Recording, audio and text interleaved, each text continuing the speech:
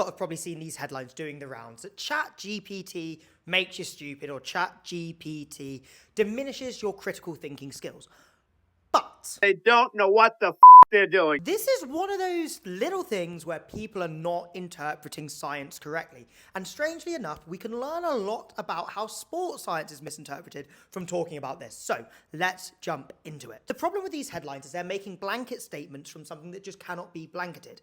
You cannot say the use of ChatGPT makes you more stupid because it's too much of a dynamic tool. There are many ways you can use ChatGPT. Just as a test, he says, he asked Sol to marry him.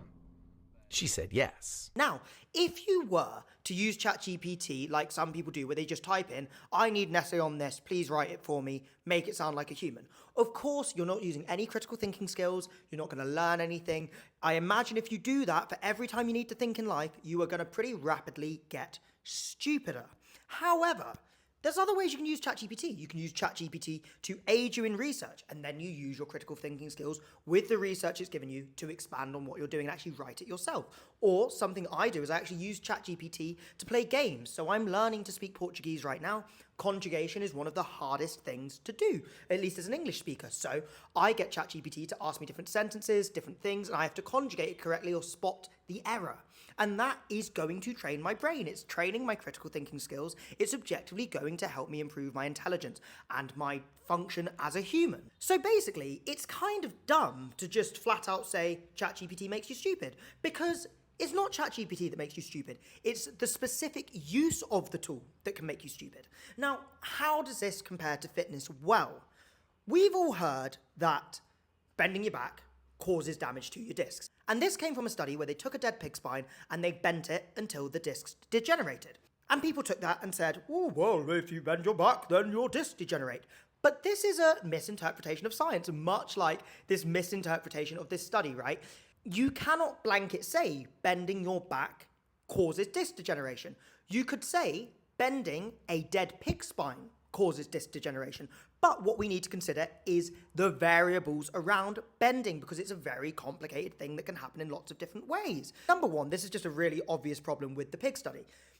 If you leave a dead pig spine just out and about, the discs are gonna degenerate. You know, it's dead. It's going to break down, much like your skin would, much like any other part of living tissue does.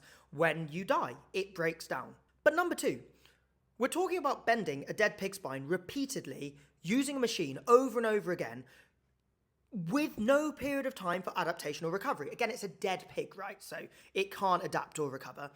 But let's hypothetically say it could.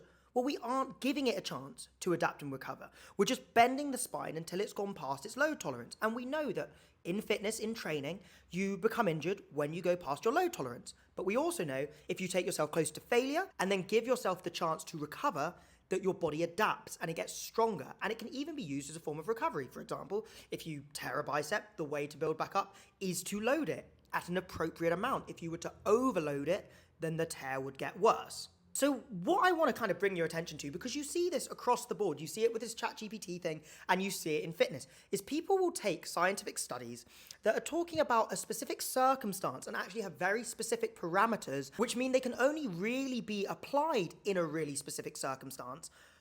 But people will take them and they'll apply it to everything very generally without any nuance. And that leads to just these grabby headlines and total misinterpretation of the science that you're looking at. So does ChatGPT ruin your critical thinking skills? Not at all.